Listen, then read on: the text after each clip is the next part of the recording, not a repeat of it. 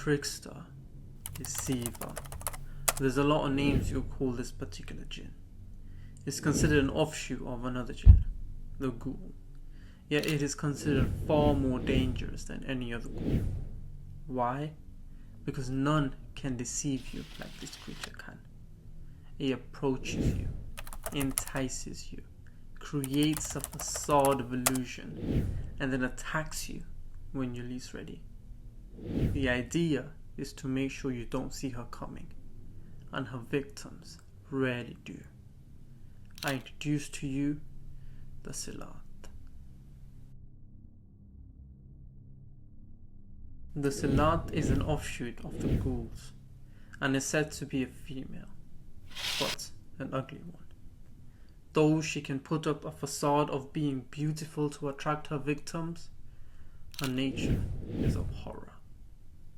They are credited, however, of being excellent shapeshifters, often being able to disguise themselves into different people, even animals, to deceive their victims and prey. Actually, excellent shapeshifters is an understatement because according to some sources, they are the best amongst the other Jinn races. They can mimic facial features, face and hand movements, even voice to sound human. To men, she approaches you as a beautiful damsel in distress whose beauty will leave lustful men bewitched. But that is not her true form. The true form of a Silat is closer to a demonic hag. She is described to have fur, walk with a slump, and has long claws for tearing into her victims, somewhat similar to a typical ghoul. It is said that she inhabits lonely bridges, abandoned buildings, and any structure or places that is devoid of life. She prefers solitude, but it's also because these places make great hunting grounds for unsuspecting travelers. This is a similar characteristic that is also found within ghouls. And like ghouls, her favorite sustenance is said to be human flesh, and she goes to great lengths to ensure that her plate is full. So travelers in the old and ancient days were advised that if you were traveling through uninhabited places, be careful and don't, under any circumstances, answer a call for help from anyone, especially a frail and good-looking woman. Because she will call you towards her with a soft voice, and you'll be pulled towards her, and then she will entice you, or as Hughes in the Dictionary of Islam says, make you dance. And best believe she will make you see and feel things beyond your wildest imagination. And then when your guard is down, and when you're vulnerable, she will then make her move. But it will be too late.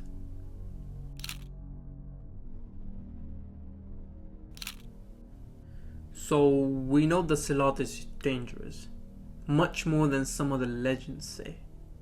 However, there is a way to defeat her. Yes, there is. Wolves. Wolves are the solution. You see, according to Hughes, he heard a certain tradition from a man travelling from Isfahan. The man proudly boasted that there are many Silat in Isfahan, too many to be exact. Yet there were also many wolves, and these Silat were very scared of those wolves. It was the only creature that terrified the she-ghoul, so much so that they would cry out to her victims, the men, to save her, should she ever run into an unfortunate encounter with the pack. If no one listened to her cry for help, and trust me, people would listen but they would ignore her, she would entice them further. The man said in some cases the Silat would offer them money, 100 dinars. 100 dinars to save her life. 100 dinars, the value of the creature's life. an enticing offer according to him. Yet the Isfahani man said that no man would ever approach a Salat, because they fear that if they do save her, she will in turn kill them. They are tricksters after all, and everything that comes out of their mouth is just pure, simple lies. Even Robert Lebling in his book, Legends of the Five Spirits, says that the Salat is only afraid of wolves, as the wolves has said to have some kind of neutralizing effect on the Jinn. And this is probably why the creature is also scared of transforming into a wolf, because she can transform into any other animals, but the Salat refuse to travel or transform into a wolf. And due to this fear, travelers, especially those who travel the jungles and the deserts, often wear accessories and jewelries with wolf symbols on them, or necklaces adorned with fangs and claws of wolves, a superstition that allows them to protect themselves from the Salat. In the ancient times, this was the case in Iraq and surrounding areas, though it is not known whether it is the case right now. But legends also say that not all Salat want to kill humans. Some want lovers, as sometimes it can get lonely. In Mesopotamia or Iraq, Salat are called Siluwa, and they are considered to be water demons in this part of the region. Locals say that this creature inhabits riverbanks, bridges and canals, and mostly lives in the water. Yet it does sometimes travel outside, but only to kill victims or attract lovers. Though I might add that Salat in this region are also kinda uglier compared to elsewhere. I won't go into the details, but even by demon hag standards, they hit the bottom score. You see, Robert says that unlike any other Salat from any other region, there they are considered to be Jinn. Yet this one, in Iraq, is a product of humans and Djinns intermingling with each other, a hybrid, so to speak, and that's probably why it's described to be more ugly. However, regardless of the regions they inhabit, they all fear one thing, and it's wolves. But it isn't just in Mesopotamia where Salat are found. Hughes actually astonishes me by saying that in the early days the Arab geographers pointed towards an island somewhere in the China Sea that is said to be full of Salat. And he explained that these creatures were more akin to the Siluwa than the Salat.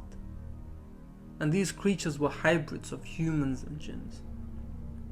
But have there ever been any stories in history in regards to the Salat? Let's have a look.